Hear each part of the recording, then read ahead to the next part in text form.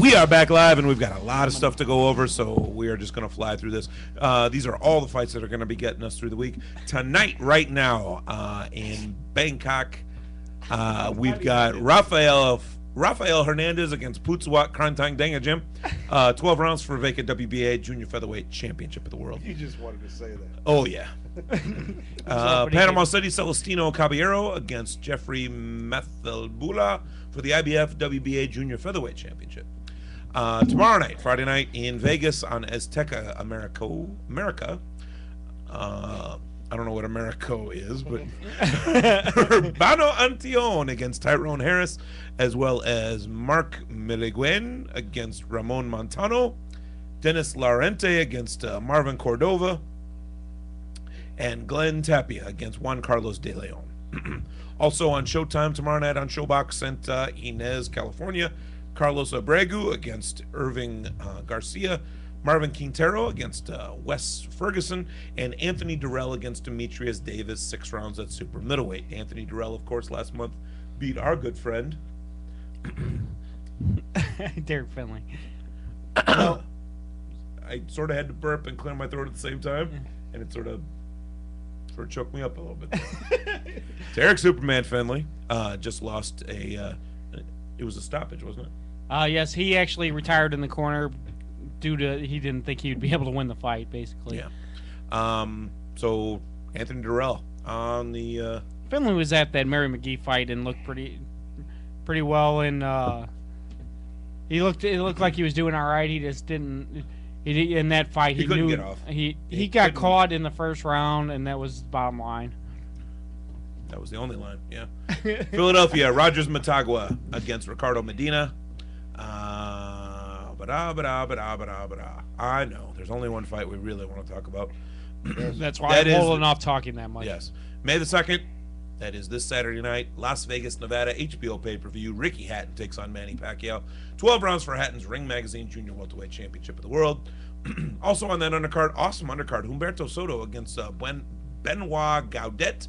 Danny Jacobs against Michael Walker. Matvey Korobov against Anthony Baratelli.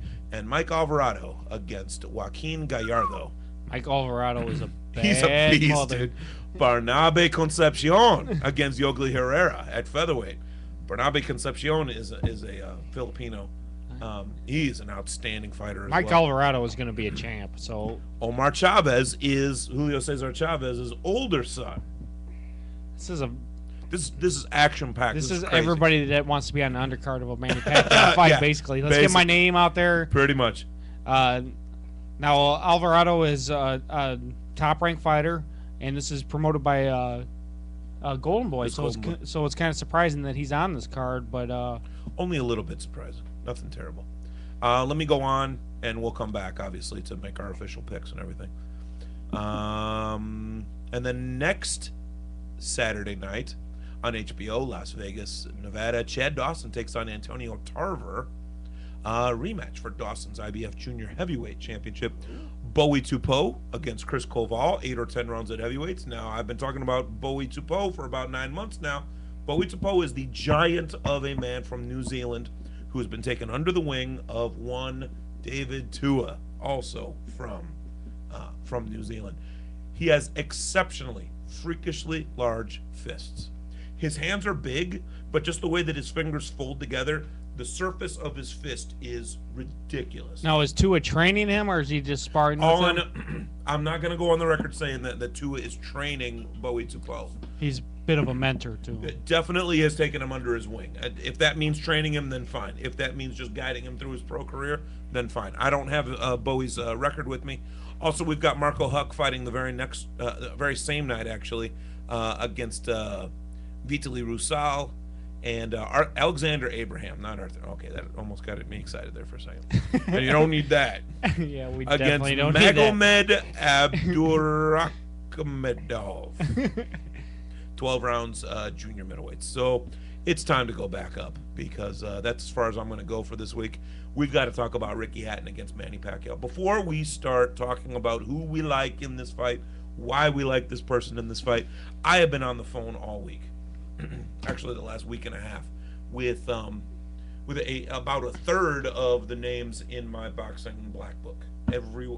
And the black book is everyone in the sport that I know that is anyone. Know or have spoken to on the phone before, have interviewed. Probably. Or haven't changed their phone number yet. So, or yes. Because there's some guys that you would have spoken to that have changed their number for one reason or another. Like a week after I talked to them. Yeah. A week, like Chad Dawson changed his number a week after he came on Bolo Punch. Maybe that's not a fact I want out there. But you would have liked to have talked to him about this fight. No, of course. I mean, there's numerous guys that have done this. There's also a number of guys, Numerous. which is even more than a number. It's one, ain't it? Right now, what I did was I picked 10 big-time names from... I mean, I've got a core of Chicago boxing fans, but then on top of that, I went global too. So half of this list is Chicago, half of this list is global. So you're obviously going to be able to pick them out. On the side of Ricky Hatton, as far as big-time names that are picking Ricky Hatton, you've got 2 ESPN guys picking Hatton in this fight this weekend. You've got BJ Flores, who has been on as a special commentator many times in the past, last year and this season. This season, I think he's already been on twice. And the season just started for Friday Night Fights. BJ Flores flat out believes that Ricky Hatton's going to win. If you want to read the absolute transcription of all of these recorded interviews that I made over the last week to 10 days, you can go on Bolo Punch over the course of tomorrow evening. No, it's got obviously got to be up before the fight. And it will be, I promise. But BJ Flores says that Ricky Hatton's definitely going to win, and surprisingly, and I didn't expect this, Teddy Atlas says that Ricky Hatton's going to win this fight. Now, Teddy Atlas, sometimes I think he picks guys based on, if I pick Pacquiao, nobody's going to say anything. But if I pick Hatton and he loses, nobody's going to say anything. But if he wins, everybody can say, well, Teddy Atlas picked him. Well, you know what? I was right there talking with him. You got some good shots of me actually talking with him. I appreciate the hell out of that. But Teddy, no one would believe me.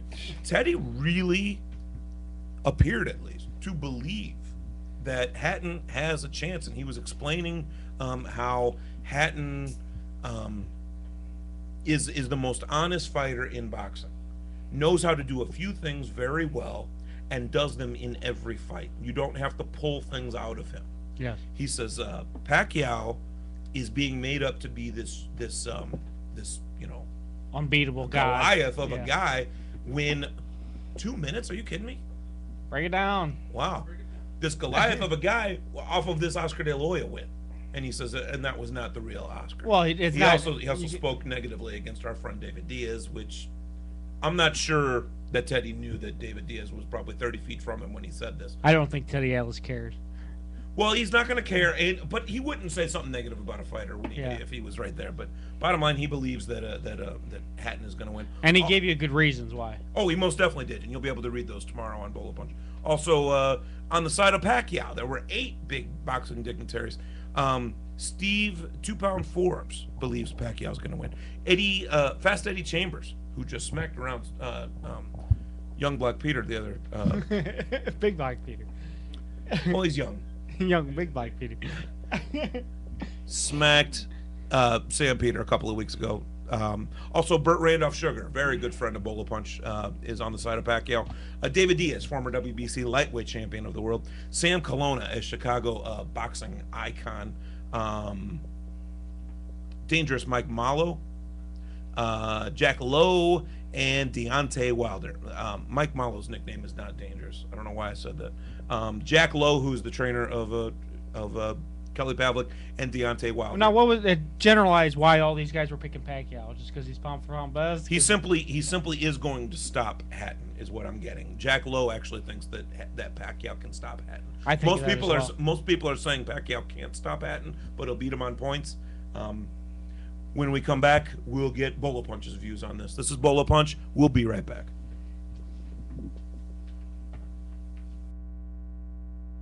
Rogie Insurance is a 4-generation